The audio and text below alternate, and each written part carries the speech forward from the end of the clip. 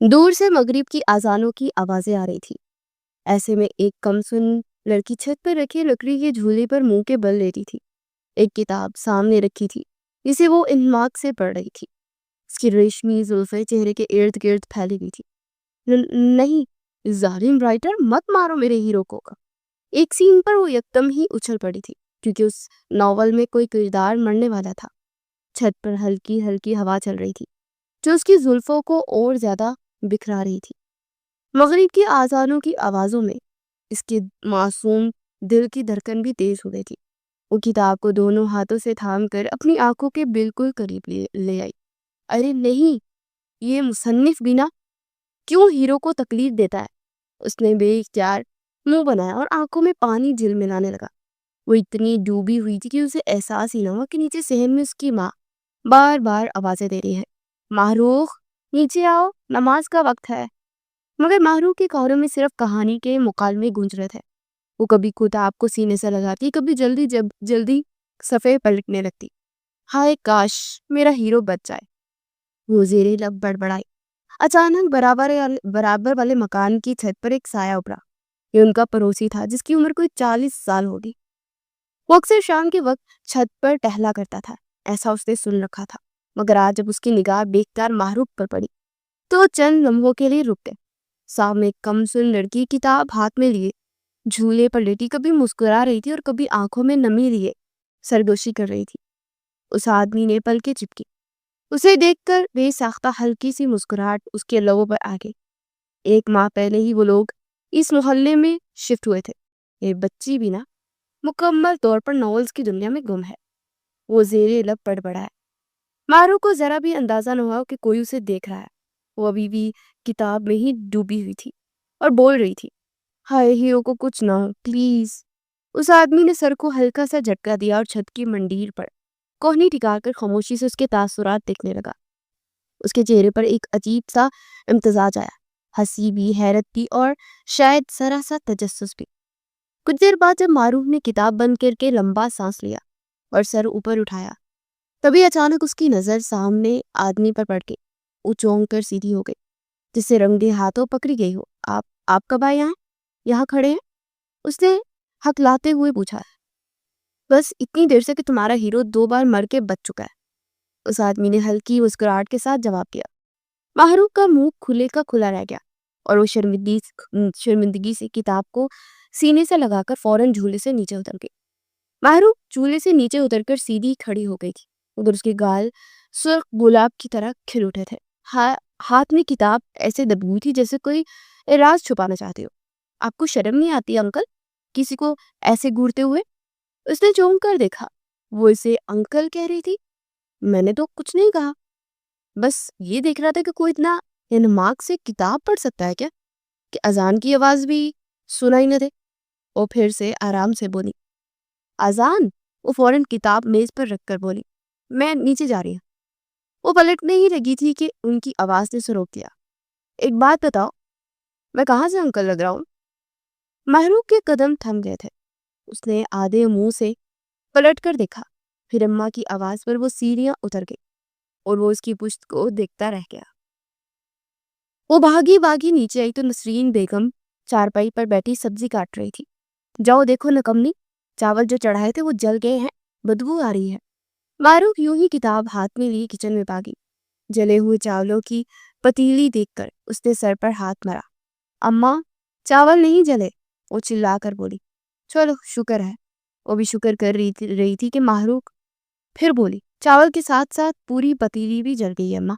ستیہ ناس ہو تیرا ماہروخ، دوسرے گھروں کی لڑکیاں پورے گھر سنبھالتی ہے اور ایک تو بس یہ کتاب میں ہی گھسی رہتی ہے۔ اس کی اس عادت سے بہت زیادہ پریشان تھی۔ اب اماں میں کیا کروں؟ کتاب میں ہیرو مرنے والا تھا، شکر ہے کہ بچ گیا، تو میں کیسے چھوڑ دیتی؟ اس نے مظلومیت سے وضاحت دی تھی۔ ہیرو اگر اتنا ہی ضروری ہے تو بلا لو اسے، آ کر تمہارے جلتے ہوئے چاول کی پتیلی بھی دھو دے گا، مجھ سے نہیں ہوتا اب اتنا کام۔ نسرین بیگم نے گھور کر کہا تھا، اماں ہیرو کو اگر بلاؤں گی تو آپ ڈر جائیں گی، اتنا حسین اور سمارٹ لڑکا ہوگا نا کہ آپ کے دل کے تار بھی ہل جائیں گے۔ ماہروخ نے ہنسی دبائی تھی، ہائے اللہ یہ لڑکی تو ہاتھ سے ہی نکل گئی ہے۔ संभालो इसे कोई। नसरीन बेगम ने तप कर छुरी रख दी थी। माहरूख, तुम्हारी अकल घुटनों में है, निकल आओ इस ख्वाबों की दुनिया में। वो लापरवाही से किताब लिए बैठी थी। अम्मा, औलाद तो माँ पर जाती है ना। इतना ही कहना था कि उन्होंने चप्पल उठाई। इतने में सेन से हाशिर, माहरूख का भाई, अंदर आया, जो शोर सुनकर तजस्सुस में चला आया था। हाथ में मोबाइल था और चेहरे पर शरारत। क्या हुआ अम्मा? हाशिर ने मस्नूई संजीदगी से पूछा। देख लो अपनी बहन के कारनामे। चावल जला दिए, पतीली स्याह कर दी, और अभी कह रही है कि हीरो आकर बचाएगा। नसरीन बेगम ने गुस्से से पतीली की तरफ इशारा किया। माहरूख बाजी, आपकी मोहब्बत की आग ने तो किचन को भी लपेट में ले लिया। हीरो ना आया तो चावलों ने हीरो बनकर अपनी जान दे दी। हाशिर ने हंस कर कहा।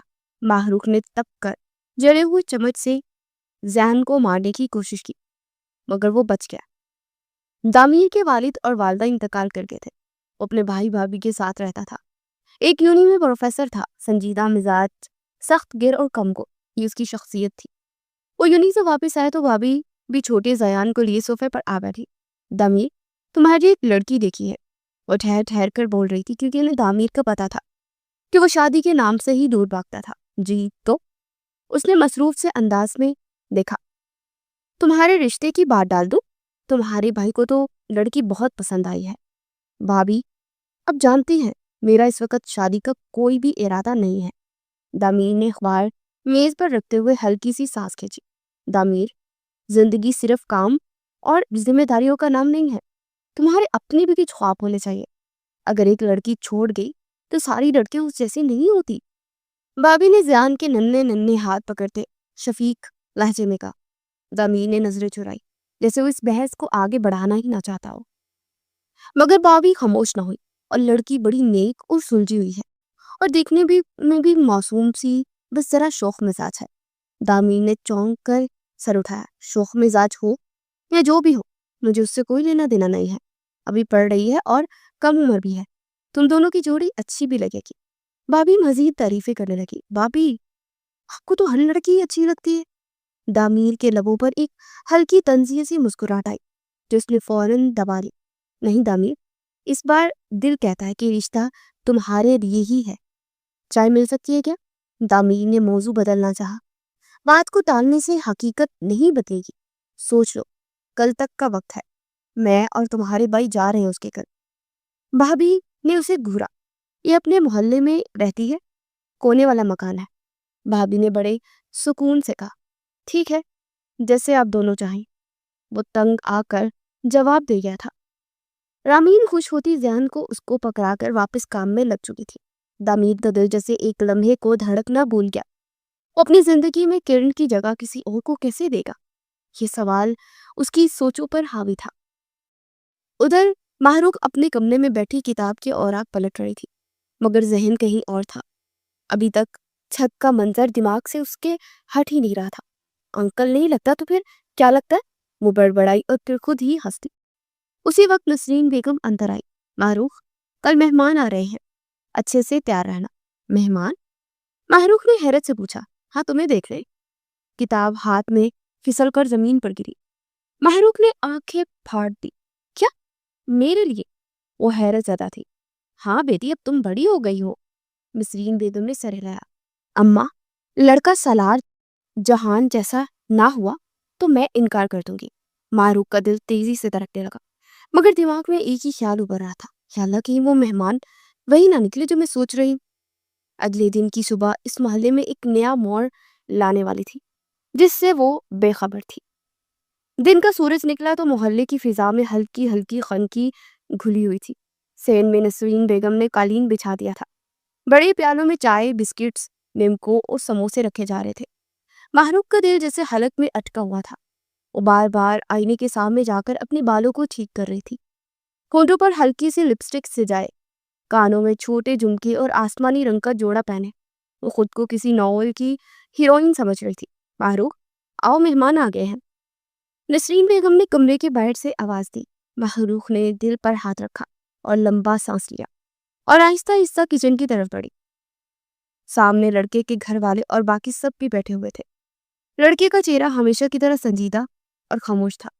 वो सोफे पर बैठा چائے کی پیالی کو بس ہلکے ہلکے ہلا رہا تھا۔ ماہروخ کی نظر جیسے اس پہ پڑی اس کا دل زور سے اچھلا۔ اتنی زیادہ عمر کا لڑکا! یا اللہ، یہ تو وہی انکل صاحب ہے۔ تو کیا یہی وہ لڑکا ہے جس کا رشتہ آیا ہے؟ اس کے دماغ میں الارم بجنے لگا۔ وہ ہڑبڑا کر ماں کے پیچھے جا بیٹھی۔ یہ ہے میری بیٹی ماہروخ۔ نسرین بیگم نے پیار سے اس کا ہاتھ تھاما اور آگے بڑھا۔ لڑکا اگر یہی ہے تو پھر میری کہانی کے تو رنگ ہی بدل گئے۔ اتنے سنجیدہ، اتنے خاموش اور اتنے بور۔ اس نے دل ہی دل میں منہ بنایا۔ ماہروخ نے نظریں جھکائی مگر دل میں شور بڑھا تھا۔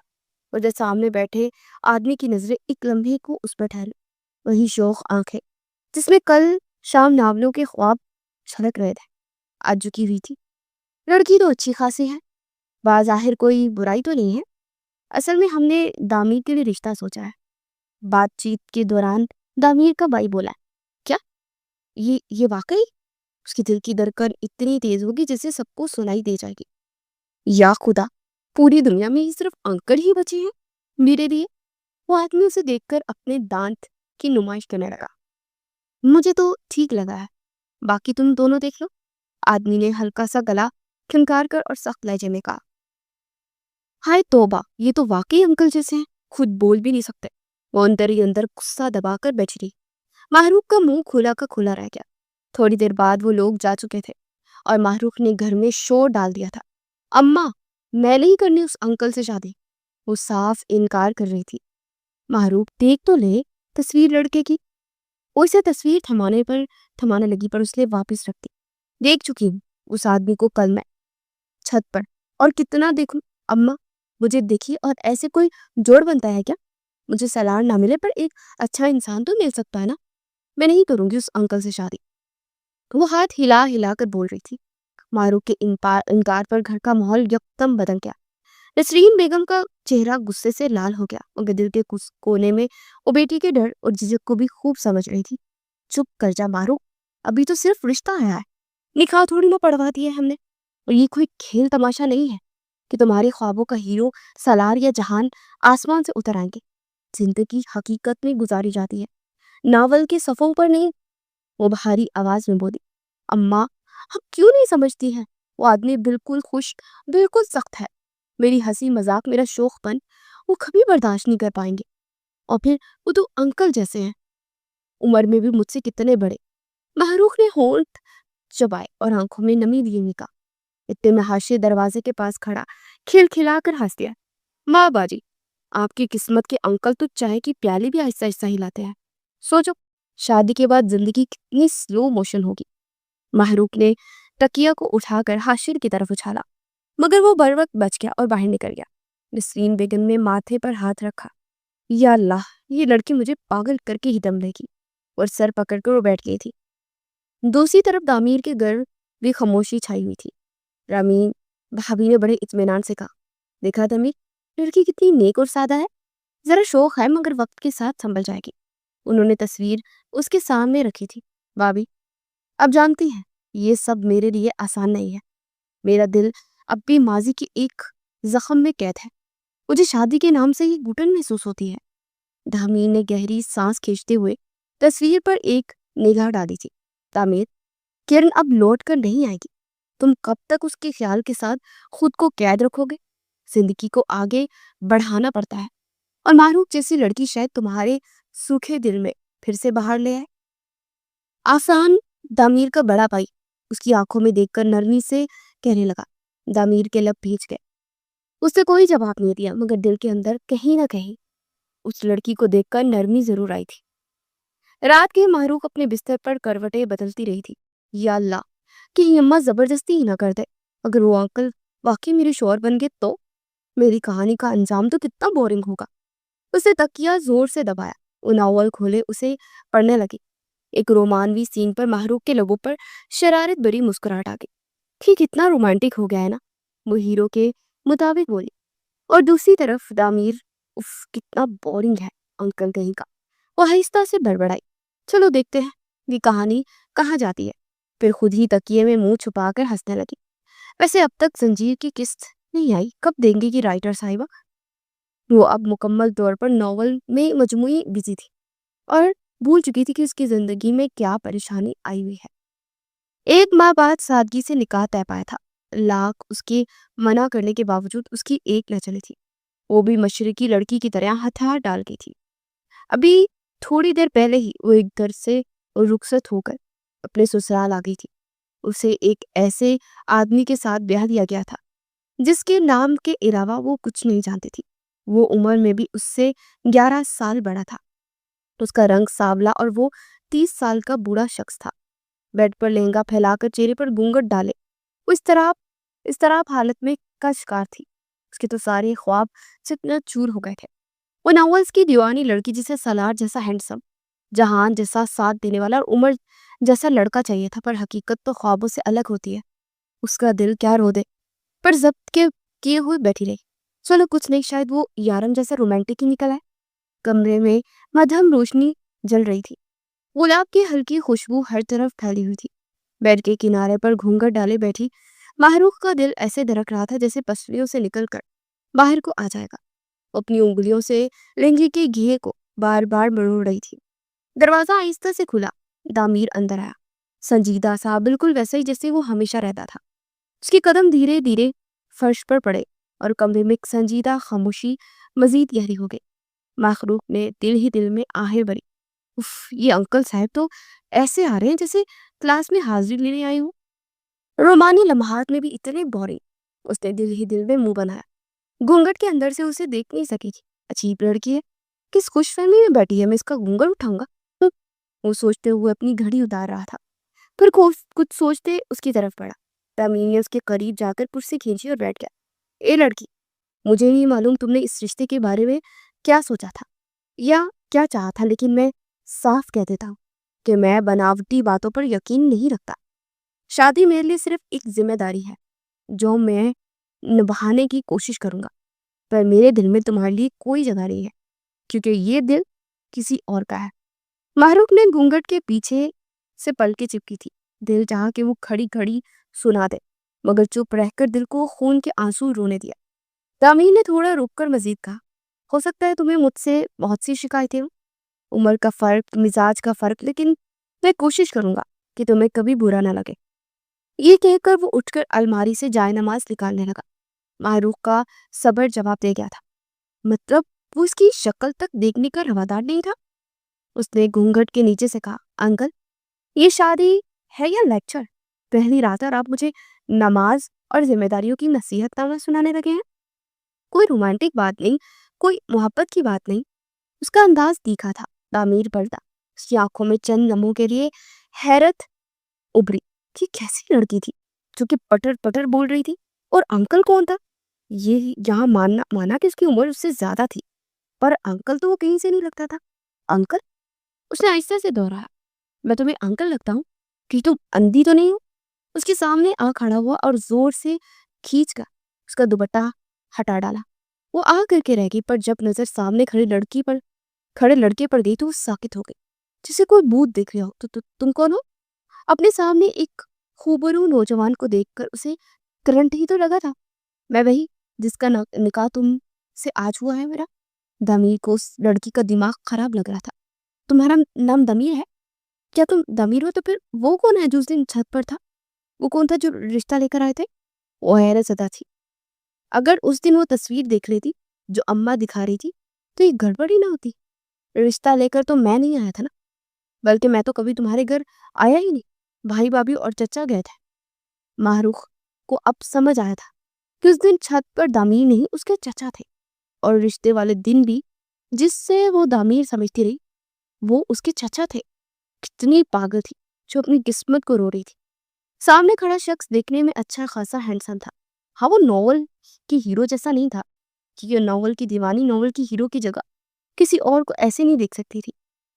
ماہروخ کا دماغ جیسے گوم سا گیا تھا۔ ابھی تک وہ جسے انکل سمجھ کر کوس رہی تھی، دراصل اس کا نکاح دامیر سے ہوا تھا۔ ایک جوان، باوقار اور سنجیدہ شخص سامنے کھڑا، وہ اپنی تیکھی نظروں کے ساتھ اتنا قریب تھا کہ گھونگھٹ کے پیچھے والی دنیا جہاں دھندلا گئی تھی۔ یقین نہیں آ رہا نا؟ دامیر نے آہستہ سے کہا۔ اس کے لبوں پر ہلکی سی طنزیہ مسکراہٹ تھی۔ یہی مسئلہ ہے ناول میں جینے والی لڑکیوں کا، حقیقت کو دیکھنے کی عادت ہی نہیں رہتی۔ उसे भी समझ आ गया था कि माहरूख को क्या गलतफहमी है। माहरूख की जुबान गंग रह गई। घूंघट हटने के बाद सामने इतने करीब खड़ा वो शख्स उसे ख्वाब सा ही लगा था। दिल में कहीं हल्की सी शर्मिंदगी उभरी, लेकिन अपनी आदत के मुताबिक वो खामोश न रह सकी। तो फिर आप ही हैं मेरे शौहर? उसने मासूम और हैरत से आंखें फैलाकर पूछा। दामीन ने कुर्सी पर वापस बैठते हुए मुख्तसर सा कहा, जी, और अपनी कमीज दुरुस्त करने लगा। ये पिछले पूरे 1 महीने से जिसे अंकल समझकर बुरा भला कहती रही, वो आप नहीं थे? उसने हिचकिचाते हुए सवाल किया। बिल्कुल, और तुमने आज पहली बार सोचने की जहमत की है।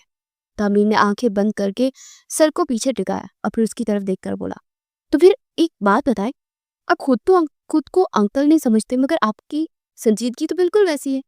कोई हंसी मजाक नहीं, कोई मोहब्बत वाली बात नहीं, बिल्कुल बोरिंग। माहरूख ने होंठ काटते हुए नजरें झुका ली, लेकिन फौरन से ही एक शरारत जहन में आई तो वो बोल दी। दामीर के माथे के रगे तन गए, मगर वो बोला नहीं। उसने महज एक गहरी सांस ली। मोहब्बत और हंसी मजाक का शौक हो तो तुम्हें अपनी किताबों में हीरो मिल जाएंगे, मैं हकीकत हूं, और हकीकत हमेशा आसान नहीं थी। ये कहकर वो जाए नमाज हाथ में लिए कोने की तरफ बढ़ गया। उसे बीवी की सूरत में बच्ची मिल गई थी, जो यकीनन उसके सबर को आजमा रही थी। माहरूख का मुंह हैरत से खुला रह गया। या अल्लाह, की पहली रात में लेक्चर और फलसफा! उसने दिल ही दिल में बड़बड़ाते हुए तकिए पर सर मारा। अभी कमरे में सिर्फ घड़ी की टक टक और बाहर की हल्की हवा की आवाज की गूंज रही थी। दमीर नमाज के बाद खामोशी से किताबें लेकर बैठ गया और कल के लिए उसे असाइनमेंट तैयार करनी थी। अब माहरूख बेड पर बैठी हैरत से आंखें फाड़े अपने दुल्हे राजा को घूर रही थी। वह कल ये अंकल तो नहीं तो और क्या है?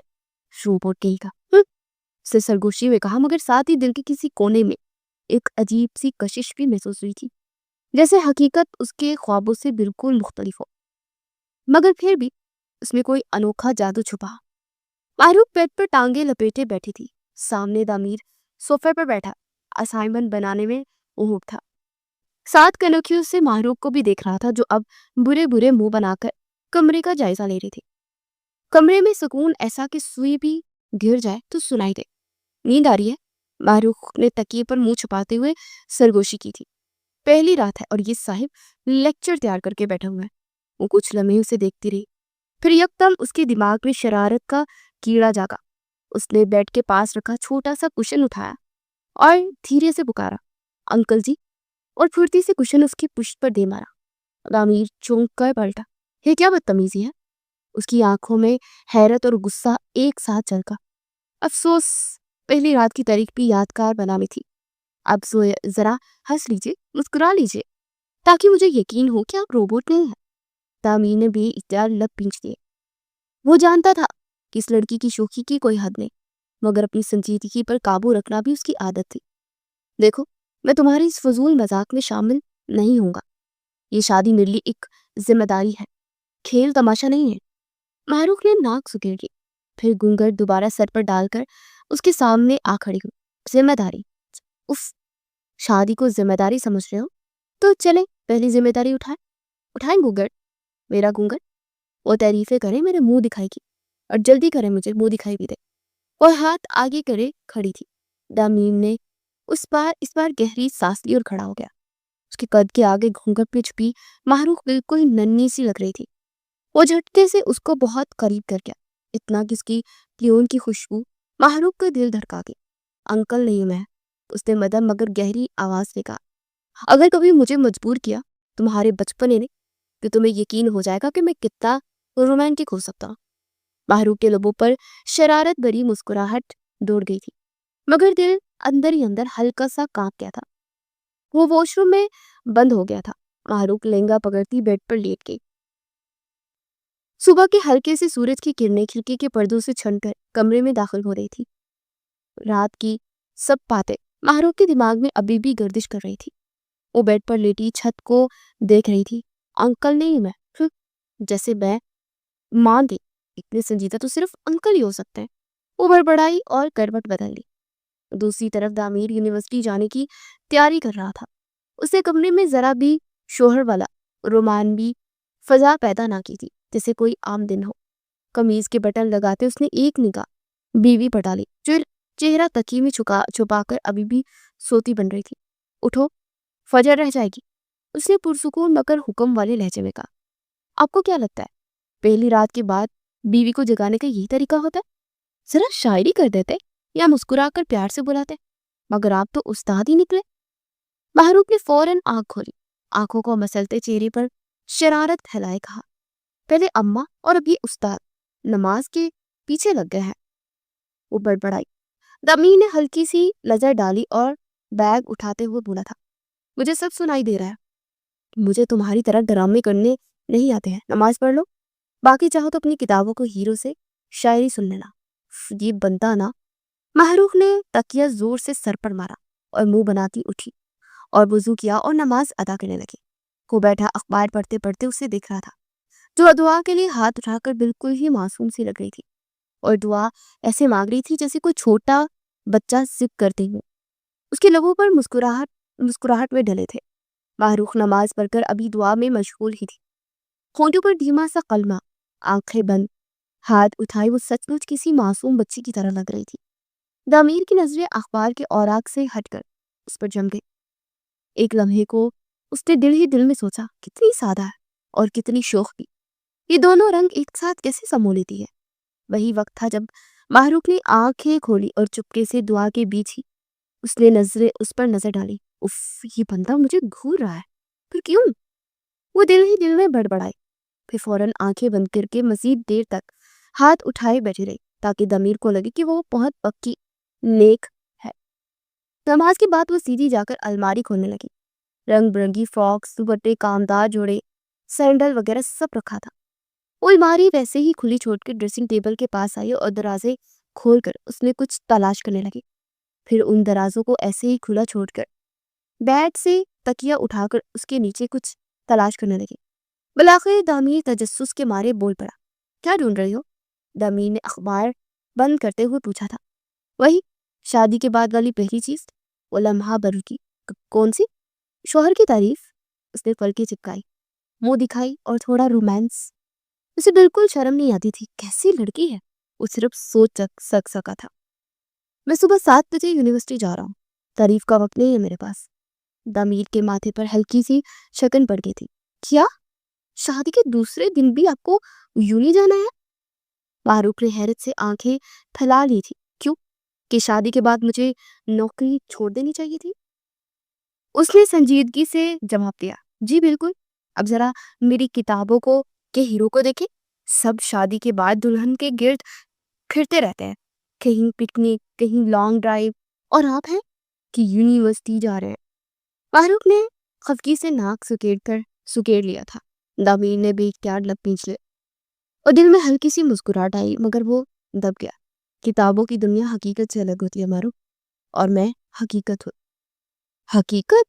उसने हाथ कमर पर रखकर घूरते हुए कहा। हकीकत तो ये है कि आप बहुत बोरिंग है अंकल जी। दामीर ने गहरी सांस ली, बैग उठाया और दरवाजे की तरफ बढ़ गया। मैंने कहा था अंकल नहीं हूं मैं, और एक दिन तुम्हें खुद यकीन हो जाएगा। ये कहकर वो बाहर निकल गया। मारू पलके चिपकाती उसे देखती रह गई थी। कुछ याद आने पर उसके पीछे भागी। रुक जाए, नाश्ता तो करके जाए, मैं आपके लिए बुला देती। जैसे जैसे आवाज लगा रही थी। दामीर के कदम खुद ब खुद रुक गए। माहरूख ने सोचा कि यकीनन इस वक्त भाभी सो रही होंगी तो इन्हें तंग करना मुनासिब है, इसलिए वो खुद किचन में चली आई। उसके पीछे पीछे दामीर भी किचन में दाखिल हुआ। ये घर बिल्कुल इस तरह का बना हुआ था जैसे उनका था। वैसे ही दोनों घर बराबर बराबर में ही थे। बस फर्क ये था कि इस घर में टाइल्स वगैरह लगाकर इसको अच्छे से सेट किया हुआ था, जबकि उसका अपना घर इतना अच्छा नहीं था, क्योंकि वो लोग तो बामुश्किल ही 2 वक्त की रोटी खा लेते थे। बाप का होना कौन सा ना होना कौन सा महरूमियाँ लाता है। रहने दो, मैं यूनिवर्सिटी से में ही नाश्ता कर लूंगा। दमीर को बिल्कुल अच्छा नहीं लग रहा था कि वो एक दिन की दुल्हन काम करवाता। मेरे होते हुए आप बाहर से क्यों खाएंगे? बस थोड़ी देर देखे, अभी बना देती हूँ। उसने चाय तो चढ़ा दी, मगर अब बारी पराठों की थी जो कि दमीर ने खाने के लिए बोला था। वो फ्रिज से आटा निकालकर पराठा बनाने लगी, पर पराठा तवे पर टिक ही नहीं रहा था। कभी इधर गिरता तो कभी उधर। वो कंफ्यूज हो रही थी क्योंकि दामीर पीछे खड़ा उसे देख रहा था, और ये बात भी सच थी कि उसे पराठा सही से बनाना आता नहीं था। बहुत मुशक्कत के बाद वो नाश्ता बनकर तैयार हो गया था। वो ट्रे में सजाकर डाइनिंग टेबल तक ले आई। اور دمیر کرسی کھینچ کر بیٹھ گیا۔ کیا بنا ہے؟ وہ اشتیاق سے پوچھ رہی تھی، جبکہ دمیر زندگی میں پہلی بار جلا ہوا پراٹھا کھا رہا تھا۔ جس طرح اس نے ایک لقمہ اپنے حلق سے اتارا، یہ بس وہی جانتا تھا، اور وہ اس کی کیا ہی تعریف کرتا۔ اس کے لیے الفاظ ڈھونڈ رہا تھا۔ ٹھیک تھا، میں چلتا ہوں۔ جب کوئی الفاظ نہ بن سکے تو وہ دو الفاظ کہتا وہ کھڑا ہو گیا، جبکہ محروق کا چہرہ بجھ سا گیا تھا۔ انکل جی، تعریف کرنے میں اتنی کنجوسی اچھی نہیں ہوتی، وہ ہنستے ہوئے شکوہ کر رہی تھی۔ وہ بنا جواب دیے یونیورسٹی کے لیے نکل گیا تھا۔ کمرے میں واپس آ گئی تھی۔ ہنسی مذاق اپنی جگہ تھا، مگر اسے دامیر کے رویے سے تکلیف ضرور پہنچی تھی۔ ایک تو شادی کی رات یہ کہہ دینا کہ میرے دل میں تمہارے لیے کوئی جگہ نہیں، کوئی عام بات تو نہیں تھی۔ تو کیا وہ کسی اور کو پسند کرتا تھا، یا اس کی لائف میں ابھی بھی کوئی تھا؟ ایسے سوال اس کے دماغ میں چل رہے تھے، جسے وہ جھٹک کر تیار ہونے لگی تھی، کیونکہ اسے پتا تھا کہ ابھی تھوڑی دیر میں اماں ناشتہ لے کر اس کی سسرال پہنچ جائیں گی۔ اور دامیر، کیا وہ ایک دن بھی چھٹی نہیں کر سکتا تھا؟ اس نے تو اس کو منہ دکھائی بھی نہیں دی تھی۔ اتنی بار کہنے کے باوجود بھی وہ اتنا سا نہیں کہہ سکا تھا کہ تم پیاری لگ رہی ہو۔ روبوٹ کہیں کا، جبکہ کل اس کی سہیلیوں نے اس کی اتنی تعریف کی تھی۔ ہر کوئی اس کو چاند سے تشبیہ دے رہا تھا، اور جس کے لیے وہ اتنا تیار ہوئی تھی وہ اتنا روکھا سا انداز اپنائے ہوئے تھا۔ تھوڑی ہی دیر بعد باہر شور آنے لگا۔ وہ مکمل تیار کمرے میں سب کے آنے کا انتظار کر رہی تھی۔ دروازہ بجا اور بھابھی اندر داخل ہوئی۔ ان کی گود میں ایک سالہ زیان بھی تھا۔ ماشاءاللہ، تم تو تیار ہو گئی، چلو باہر آ جاؤ، نسرین آنٹی آئی ہوئی ہیں ناشتہ لے کر۔ معروف نے گلابی رنگ کی پیروں کو چھوتی میکسی زیب تن کی تھی، ہلکی سی جیولری پہنے، لبوں پر لپسٹک لگائے، بالوں کو کھلے چھوڑ وہ مکمل تیار تھی۔ وہ بے حد خوبصورت لگ رہی تھی۔ بھابھی کہتے ہی ساتھ باہر چلی گئی تھی۔ تھوڑی دیر میں وہ بھی کمرے سے نکل کر باہر آئی تو سامنے ٹیبل پر اس کا بھائی اور اماں بیٹھی ہوئی تھی۔ ساتھ بھابھی اور دمیر کے بھائی بھی موجود تھے۔ بیٹا، دمیر کو بلاؤ، کہاں رہ گیا؟ عفان نے کہا۔ جی وہ انکل، میرا مطلب دمیر تو صبح ہی یونیورسٹی چلے گئے تھے، اس نے سادہ سے انداز میں جواب دیا۔ تو رامین بھابھی اور عفان بھائی کے ساتھ ساتھ نسرین بیگم بھی حیرت زدہ ہوئی تھی کہ شادی کی پہلی صبح اور وہ کام پر چلا گیا، یہ کوئی اچھی بات تو نہ تھی۔ آپ لوگ ناشتہ کریں، میں بھی کال کر کے پوچھتا ہوں۔ یہ کیا حرکت ہوئی بلا، کیوں منہ اٹھا کر نکل گیا؟ عفان بھائی نے غصے سے کہا۔ ارے رہنے دیجیے نا بیٹا، وہ پریشان ہونے والی کیا بات ہے؟ ہو سکتا ہے کہ کوئی ضروری کام ہو، اب کیا بندہ شادی کی وجہ سے کام ہی چھوڑ دے گا؟ وہ اپنی اماں کی بات سنتی بھرے اچکا چکی تھی۔ اسے تو 100 باتیں سناتی تھی، مگر اپنے دماغ کی غلطی ہی نہیں لگ رہی تھی۔ محروق نے سر جھکا کر خاموشی اختیار کر لی تھی۔ دل میں سے ہلکی سی چبھن ہوئی کہ واقعی شادی کی پہلی صبح ہی وہ یوں اکیلی سب کے بیچ بیٹھی تھی، اور ضمیر کو کوئی پرواہ ہی نہیں تھی۔ وہ سوچ رہی تھی کہ اگر وہ اس کی جگہ ہوتی تو کبھی ایسا نہ کرتی۔ بیٹا تم کھاؤ، دل چھوٹا مت کرو، مرد لوگ ہوتے ہی ایسے، ذمہ داریوں کے بوجھ میں گھر جاتے ہیں۔ نسرین بیگم نے پلیٹ میں پراٹھا اور آملیٹ رکھتے ہوئے اسے پیار سے کہا۔ محروق نے آہستہ سے سر ہلایا، مگر اندر ہی اندر غصہ بھڑک رہا تھا۔ واہ بھائی، سب کے سامنے مجھے فرما بردار بیوی بننے کا سبق، اور انکل صاحب مزے سے یونیورسٹی فرما گئے، انہیں کچھ بولا نہیں، اور ہلکے سے نسرین کے کان میں بولی تھی، چپ کرو آپ ہی کوئی سن لے گا۔ اس کے چھوٹے بھائی نے ہنستے ہوئے ٹوکا۔ اسی لمحے دروازہ کھلا اور دمیر ہاتھ میں فائل لیے اندر آیا، بالوں پر ہلکی سی ہوا کے جھونکے سے بکھرا ہوا تھا، مگر چہرہ حسب عادت سنجیدہ۔ سب کی نظریں اس پر جا ٹھہری تھی۔ السلام علیکم، اس نے مختصر سا سلام کیا اور کرسی کھینچ کر بیٹھ گیا۔ بھائی یہ کیا طریقہ ہے، شادی کے اگلے دن یوں چپ چاپ چلے جانا؟ کم از کم گھر والوں کو تو بتا دیتے نا۔ عفان بھائی فوراً بولے، کچھ ضروری ڈاکومنٹس نکال کر رکھ لیتے، ڈیڈ لائن آج ہی تھی اس لیے جانا پڑا۔ دامیر نے پرسکون لہجے میں کہا تھا۔ میں نے کہا نا کوئی بات نہیں، پڑھائی اور کام سب سے اہم ہے۔ نسرین بیگم بات سنبھالتے ہوئے بولی، جی ہاں، اور بالکل بیوی بالکل اہم ہے نا انکل صاحب کے لیے، اس کی کتابیں اور یونیورسٹی سب کچھ ہے۔ محروق نے کنکھیوں سے اسے دیکھا، دل چاہا وہیں سب کے سامنے کہتے، مگر لب پیچ کر خاموش رہی۔ محروق بیٹا یہ لے، آپ دامیر کے ساتھ ناشتہ کریں، ہم سب بعد میں کھا لیں گے۔ رامین بابی نے مسکرا کر پلیٹ اس کی طرف بڑھا دی تھی۔ محروق نے پلیٹ تھامی اور دانت پیس کر آہستہ سے کہا، جی بالکل، میں تو انتظار ہی اس لمحے کا کر رہی تھی۔ दामीर ने उसकी बात सुन ली थी। उसने नजरें मोबाइल की तरफ कर दी, मगर दिल में पहली बार हल्की सी गड़बड़ महसूस हुई। माहौल बज़ाहिर नॉर्मल लग रहा था, मगर माहरूफ के दिल में बगावत के शोले सुलगने लगे थे। उसने तय कर लिया था खड़ूस को ऐसी आसानी से नहीं बख्शेगी। उसकी शादी को 1 महीना गुजर चुका था, वलीमा अच्छे से हुआ था, और अब उसमें और दमीर में काफी बेतकल्फी आ गई थी। पहले पहले तो इसकी बेतुकी बातों पर चुप रहता था, पर अब जवाब देने लगा था। शादी के बाद उसने ट्यूशन्स में भी ज्वाइन कर ली थी, क्योंकि अब खर्चा बढ़ गया था। यूनी के साथ साथ वो मुख्तलिफ ट्यूशन सेंटर में क्लास लेने जाता था, और अब वो थोड़ी देर पहले ही घर में दाखिल हुआ था। घर में हर तरफ सुनाटा छाया हुआ था, क्योंकि बापी और बाई कहीं गए हुए थे, और वो अपने कमरे में आया तो वो कमसुन सी लड़की को बेड पर लेटे किसी किताब में गुम पाया। वो अपना सामान ड्रेसिंग टेबल पर रखकर सोफे पर बैठ गया था। अस्सलाम वालेकुम, उसने सलाम किया, मगर मुकाबिल की तरफ से कोई जवाब ना आया। मारूक, मुझे खाना दे दो, वो अपने जूते उतारते हुए बोला था।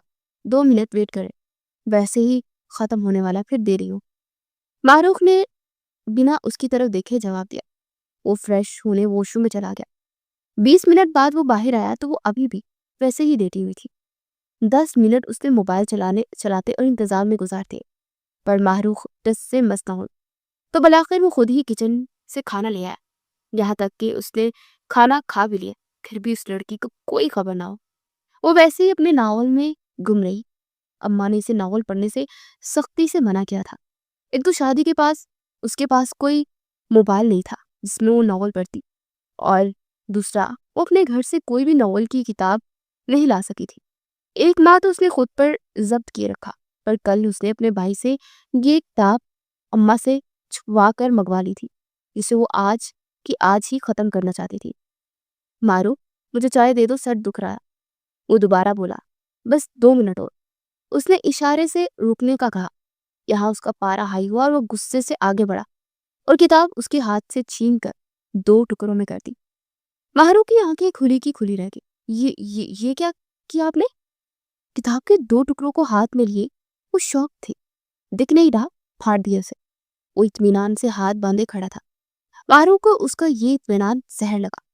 पल भर में आंखों में आंसू तैरने लगे। वो नॉवेल्स की दीवानी थी। अपने सामने किताब को 2 टुकड़े होते देख उसका दिल टूट कर बिखर गया था, और ये बात मुकाबिल खड़ा शख्स कभी नहीं समझ सकता था। अंकल जी, ये किताब क्यों फाड़ दिया आपने? आपको अंदाजा भी है क्या कि मैंने कितनी मुश्किल से पैसे जमा करके ये किताब ली थी? वो बाकायदा आवाज से रोने लगी थी।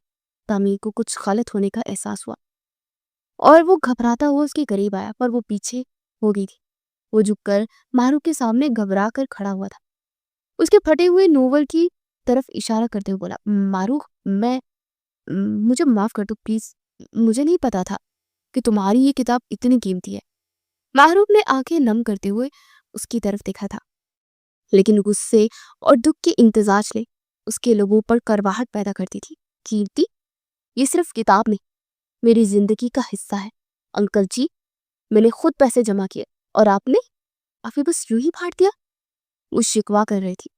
नवीन ने हाथ बढ़ाकर उसका हाथ थामना चाहा, मगर माहरूफ ने पीछे हटते हुए उससे खासा फासला बनाया। मुझे छुओ मत, उसने आंखों में आंसू लिए कहा। आप कुछ नहीं समझते और शायद कुछ कभी समझ भी नहीं पाएंगे। आप एक बोरिंग शख्स है। ना आप कभी ताजियत करते, रोमांस तो आपको आता नहीं।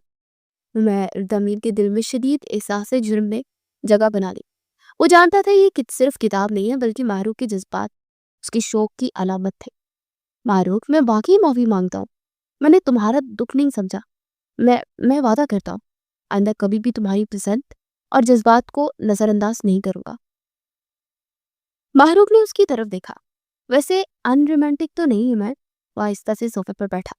पर तुम्हें लगता हूँ तो आज मैं साबित कर देता हूँ कि मैं कितना रोमांस से बड़ा पड़ा। उसने अचानक से माहरूफ को उठाकर अपनी गोद में बिठा लिया था। माहरूफ रोना भूल चुकी थी। उस शख्स का ये रूप वो शादी के बाद देख रही थी। माहरूफ की आंखें अभी भी नम थी, लेकिन वो रोना रोक चुकी थी। तामीर की गोद में बैठकर वो कुछ कहने की हिम्मत भी नहीं कर पा रही थी। दिल की धड़कन इतनी तेज हो गई थी कि उसे अपनी सांस भी सुनाई नहीं दे रही थी। उसे दामीर से इस चीज की तौका नहीं, बिल्कुल भी नहीं थी। تعمیر اس کے بالوں میں انگلیاں پھیرنے لگا، پھر اسے مزید قریب کیا، اتنا کہ دونوں کی سانسیں ٹکرانے لگی۔ سوچ رہا ہوں کہ آج تمہیں اپنے دل کی کیفیت بیان کر ہی دوں۔ ایسے بتاؤ تمہیں کتنا رومانٹک شوہر چاہیے؟ ماہ رخ نے آنکھیں جھکائی، وہ نگاہیں ملا ہی نہ پا رہی تھی۔ اس کی چپ نے ہی سب کچھ بول دیا تھا۔ دل میں گھبراہٹ تھی لیکن اس کے لبوں پر کوئی لفظ نہ آیا۔ دامیر نے اس کا ہاتھ اپنے ہاتھ میں تھام کر چپ چاپ اپنے دل کی دھڑکنیں سنانے لگا۔ پھر اچانک وہ قریب آیا، ماہ رخ کے ماتھے پر نرم سا بوسہ دیا۔ ماہ رخ کی جیسے سانس ہی رک گئی تھی، دل کی دھڑکنیں جیسے ایک دوسرے سے بات کرنے لگی۔ میرے اتنے قریب آنے سے تمہاری دھڑکنیں اتنی تیز کیوں ہو رہی ہیں؟ وہ سرگوشی کر رہا تھا۔ ماہ رخ نے گھبراہٹ میں اپنا سر مزید جھکایا لیکن وہ اپنی جگہ سے ہل ہی نہیں پائی تھی۔ اس کی آنکھیں تعمیر کی گہری نگاہوں سے نہیں ہٹی تھی اور دل کے اندر ایک عجیب سا سکون اور اضطراب دونوں ایک ساتھ ابھرنے لگے۔ چھوڑے مجھے، وہ من منائی تھی۔ تعمیر نے آہستہ سے ماہ رخ کی کان کے قریب آ کر کہا، تم جانتی ہو میں تمہارے بغیر نہیں رہ سکتا۔ تمہارے ہر شوق، ہر خواب، ہر کتاب، سب کچھ میرے لیے اہم ہے۔ ماہ رخ کی آنکھوں میں حیرت اور شرمندگی کے ملے جلے جذبات تھے۔ وہ کچھ کہنے کی کوشش کر رہی تھی مگر دامیر نے اپنی انگلیوں سے اس کے ہونٹوں پر ہلکا سا لمس کیا اور چپ کرایا۔ چند لمحے خاموشی میں گزرا۔ گھبراہٹ اور رومانس کی حسین امتزاج نے دونوں کے دلوں کو ایک عجیب سی سکون دے دیا تھا۔ ماہ رخ نے دھیرے دھیرے دامیر کی گود میں سر ٹیک دیا۔ اس کی آنکھوں سے چھوٹے چھوٹے آنسو خوشی اور جذبات کی شدت کا اقرار تھے۔ مجھے یہی ناول واپس چاہیے۔ وہ جب اس کی گرفت سے آزاد نہ ہو سکی تو اس میں چھپ گئی۔ ویسے یہ رنگ اچھا ہے میڈم، مجھ سے شرما کر مجھ میں ہی چھپ رہی ہے۔ اس ضمیر نے ماہ رخ کو گود میں تھامتے ہوئے چھیڑا تھا۔ اب کبھی بھی تمہیں خوشی اس جذبات کو نقصان نہیں تمہارے پہنچنے دوں گا، اور ہاں تمہیں جو کتاب چاہیے کل لا دوں گا، پر تم اسے رات میں نہیں پڑھو گی۔ ماہ رخ صرف سر ہلا کر اس کی بات مان گئی تھی لیکن اندر ہی اندر دل دھڑک رہا تھا، گھبراہٹ، شرارت، رومانیت کے ساتھ۔ وہ اس لیے بیڈ پر نیم دراز ہوا اور کمرے کی بتی بجھا دی۔ یہ لمحہ مہینے کی شادی کے بعد دونوں کے درمیان ایک نیا رومانوی رشتہ قائم کر گیا، خاموش مگر گہرا، جس میں الفاظ کم اور احساسات زیادہ بول رہے تھے۔ آج اتوار کا دن تھا، اس کی یونی اور ٹیوشنز کی طرف سے چھٹی تھی، جب بھی وہ آج دیر تک سوتا رہا تھا۔ لیکن جب آنکھ کھلی تو دماغ میں سارا رات کا منظر کسی فلم کی طرح چلنے لگا۔ اس لڑکی کو قبول کرنے کے لیے وہ تیار نہیں تھا، کل وہ اسے اپنی زندگی میں شامل کر چکا تھا۔ اس میں ماہ رخ کا ہی ہاتھ تھا۔ اس نے اپنے شوق رویے سے دامیر کو اپنی طرف مائل کر لیا تھا۔ اپنے برابر میں سوئی اپنی معصوم سی بیوی کو دیکھا جو سوتے ہوئے بے حد حسین لگ رہی تھی۔ بے ساختہ اس پر جھکا اور اس کے ماتھے پر پیار کی مہر ثابت کرتی تھی۔ وہ اپنے ماتھے پر لمس محسوس کرتی، کسوسائی اور اٹھ کر بیٹھی۔ چلو ریڈی ہو جاؤ، آج تم اور میں شاپنگ پر جا رہے ہیں۔ اس نے بیٹھے بیٹھے پلان بنایا تو وہ حسینہ بھی جلدی سے اٹھ کر ریڈی ہونے چل دی۔ تھوڑی دیر میں وہ دونوں ایک کتابوں کی سٹال پر کھڑے تھے جہاں سے دامیر نے اس کی پسندیدہ کتاب اسے دے دی تھی۔ اس کے بعد وہ لوگ شاپنگ مال گئے اور وہ طرح طرح کی چیزیں پسند کر رہی تھی اور دامیر اس کو دلا رہا تھا۔ دامیر نے اس کے لیے کچھ کپڑے لیے اور کچھ ضروری سامان بھی۔ ابھی وہ دونوں ایک شاپ پر ہی تھے جہاں یکدم دامیر کی نظر کرن پر پڑی تو ساکت ہو گیا۔ ماہ رخ نے بھی اس کی نظروں کے سیدھ میں دیکھا تو ایک لڑکی ان دونوں کو دیکھ رہی تھی جو لمبی کرتی پر جینز پہنے بنا دوپٹے کے شارٹ کٹ بال تھے۔ وہ سمجھ ہی نہ سکی کہ آخر یہ لڑکی کون ہے جس سے اس کا شوہر بنا پلکے چپکے ایسے تک رہا تھا کہ وہ لڑکی ان دونوں کے قریب آئی۔ ہیلو دامیر، کیسے ہو؟ اس نے آ کر زبردستی دامیر کے ہاتھ کو تھاما۔ یہ کون ہے؟ پھر وہ ماہ رخ کا پوچھنے لگی۔ میں ان کی وائف۔ دامیر کے بجائے اس نے خود اپنا تعارف کروا دیا کیونکہ وہ تو کچھ بول ہی نہیں رہا تھا۔ پھر وہ وہاں سے دامیر نکلتا چلا گیا اور وہ اس کے پیچھے بھاگی۔ کرن نے دور تک دونوں کو جاتے ہوئے دیکھا۔ گاڑی میں بھی وہ پوچھتی رہی کہ کیا ہوا، وہ کون تھی، تو دامیر نے بس ایک لفظ جواب دیا، وہ کرن تھی۔ اس کے بعد گھر آ کر بھی وہ ویسے ہی واپس اپنے خول میں بند ہو گیا۔ اماں وہ کسی اور کو پسند کرتے ہیں، شادی کی رات ہی مجھے کہہ چکے ہیں۔ وہ صبح ہی یہاں آ گئی تھی۔ مرد ایسے ہی ہوتے ہیں، کل کوئی تھا زندگی میں، آج کوئی ہے، اس میں پریشان نہ ہو، وہ تسلی دے رہی تھی۔ پر اماں کل وہ کرن کو دیکھ کر مجھے بھول گئے تھے. میں نے دیکھا ان کی آنکھوں کی بیگانگی. میں اچھی طرح سمجھ گئی کہ وہ مجھے چھوڑ دیں گے.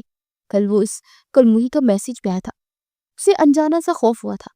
تم بیوی ہو اس کی, ایسے کیسے چھوڑ دے گا تمہیں؟ تھوڑا اس کی قریب رہو, اسے اپنے ہونے کا احساس دلاؤ.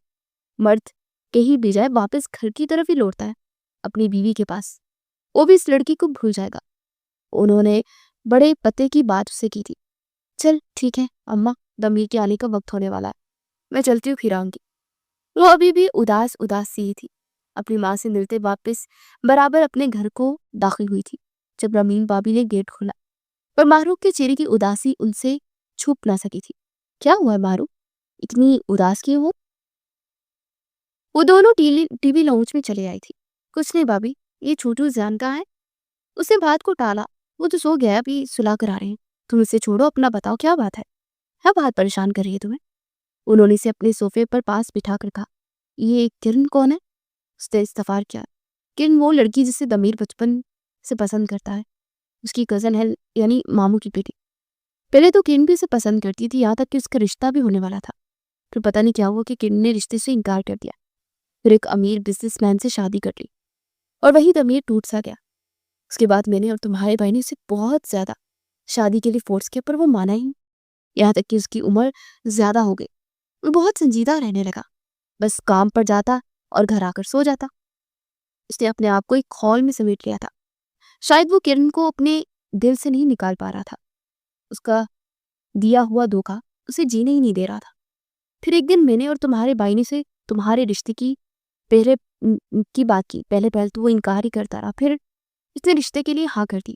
تو ہمیں یہی لگا کہ تمہیں دل سے قبول کر رہا ہے. شادی کے بعد بھی اس کا رویہ تم سے ٹھیک نہ ہوا تھا, اس لیے تمہارے بھائی نے اسے بہت سمجھایا. پر اب تو تمہارے ساتھ ٹھیک ہو گیا, تو پھر تم یہ کرن کے بارے میں کیوں پوچھ رہی ہو؟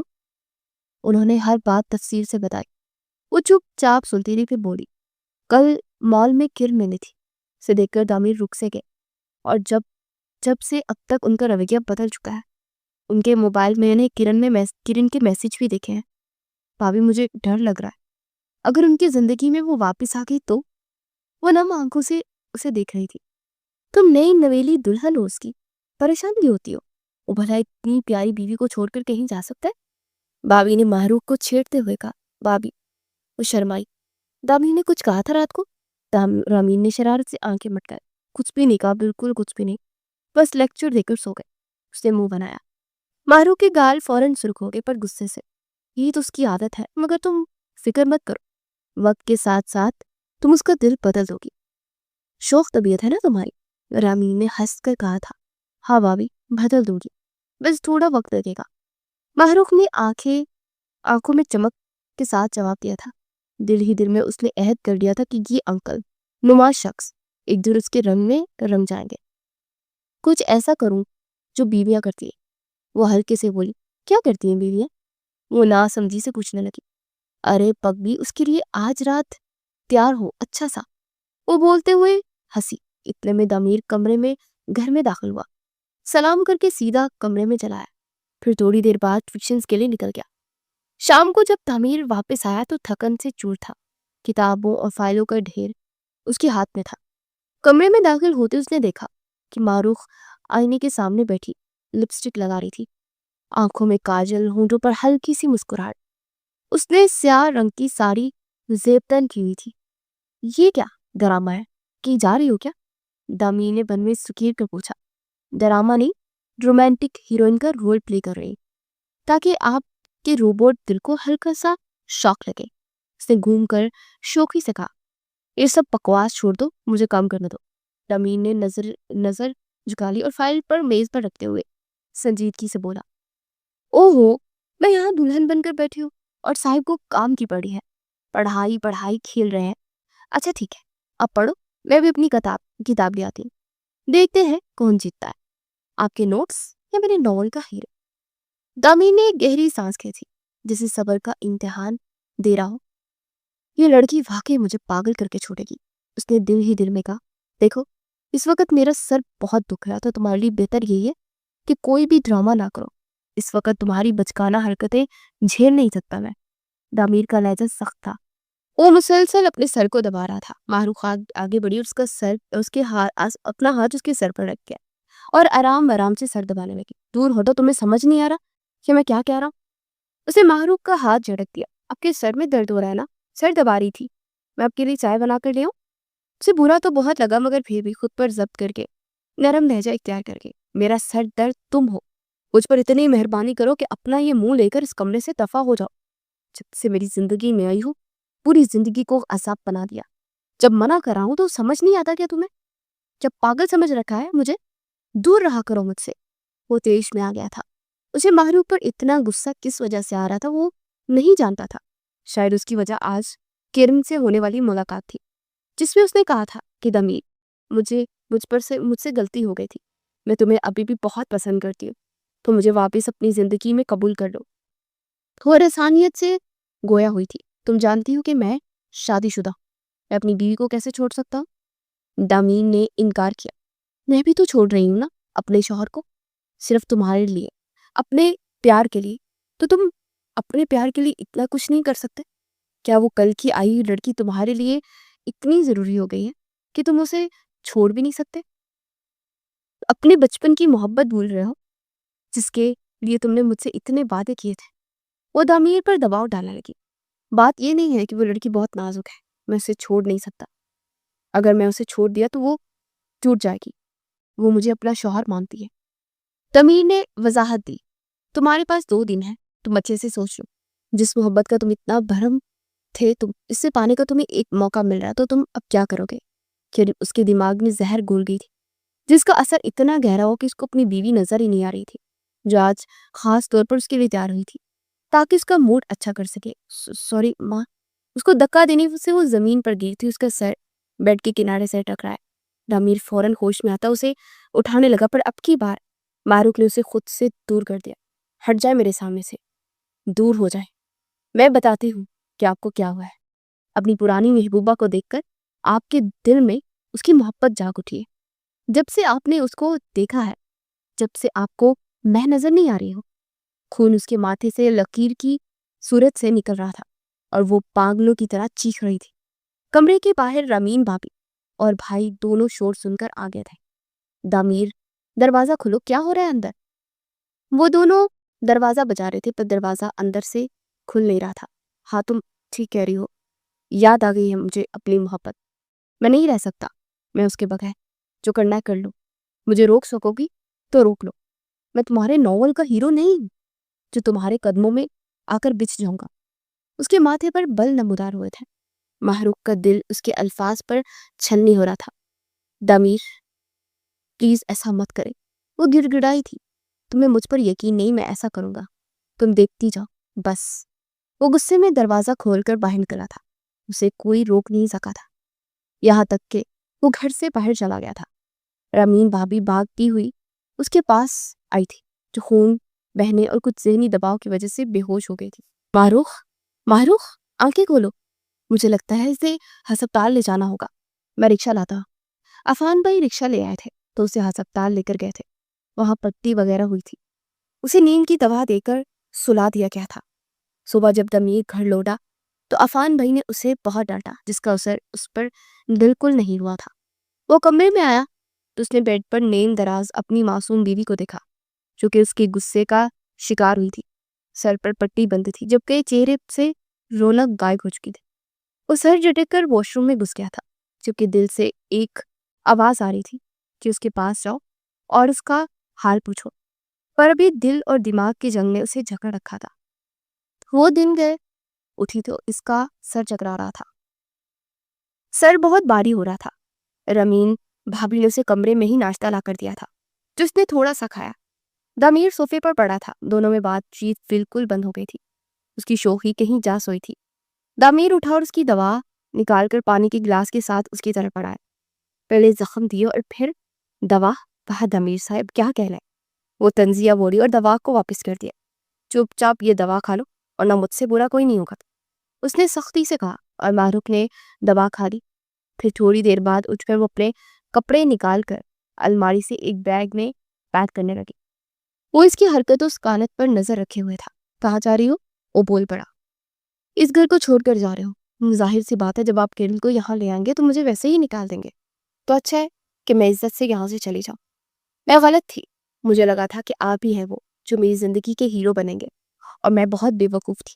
مجھے تو اسی دن سمجھ جانا چاہیے تھا جب آپ نے شادی کی رات مجھے سچ سے آگاہ کیا تھا، اور پھر آپ کی نہیں، غلطی میری ہے۔ انکل جی، میرے راستے سے آپ ہٹ جائیں۔ وہ افسردہ تھی یا بیزار، دامیر سمجھ نہ سکا۔ ایک منٹ رکو، میں خود چھوڑا تھا۔ دامیر نے بیگ ہاتھ میں لیا۔ مجھے آپ کا کوئی احسان نہیں چاہیے انکل جی، وہ منہ بنا کر بولی۔ اچھا ایسا ہے پھر تو یہ کپڑے جو لے کر جا رہی ہو، اس میں جو میں نے دلایا ہے وہ؟ اسے سینے پر ہاتھ باندھے مزے سے کہا، رکھے اپنے کپڑے۔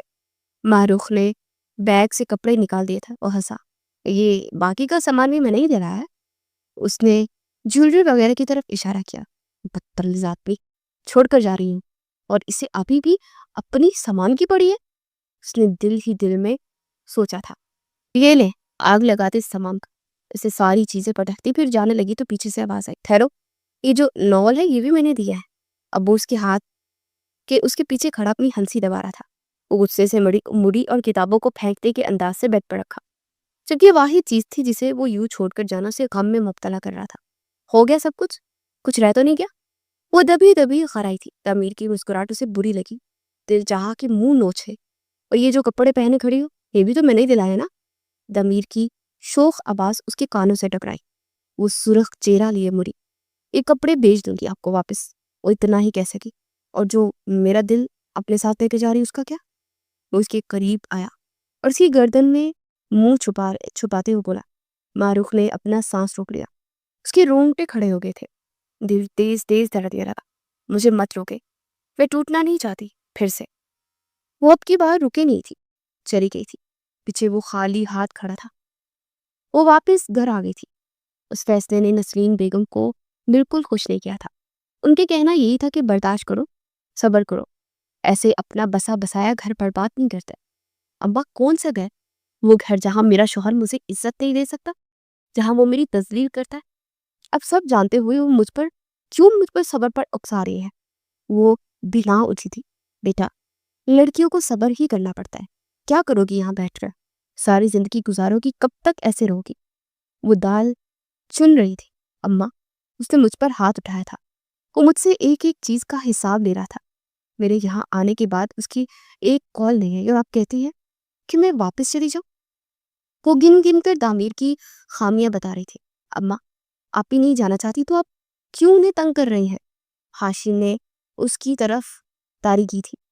چاہے بھائی بہنوں سے کتنا ہی لڑ لے پر ان کی محبت برقرار ہی رہتی ہے۔ رہنے دے، تم سے کچھ کہا ہوگا جبھی اس کا ہاتھ اٹھ گیا ہوگا۔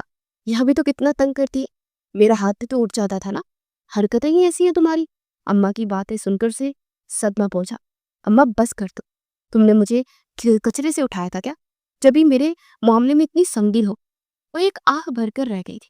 اچھا مانا اس کی غلطی ہے، پر کیا ایسی غلطی میں وہ ہر پار کرتا رہا؟ اس نے نفی میں سر ہلایا۔ اگر اس نے کال نہیں کی تو تم نے اسے پوچھا؟ وہ بھی پھر نفی میں سر ہلا کی تھی۔ تمہیں پتا لگا کہ کل وہ گاڑی سے ٹکرا گیا تھا، اس کو چوٹیں لگی، پھر تم نے اس کا حال نہیں پوچھا؟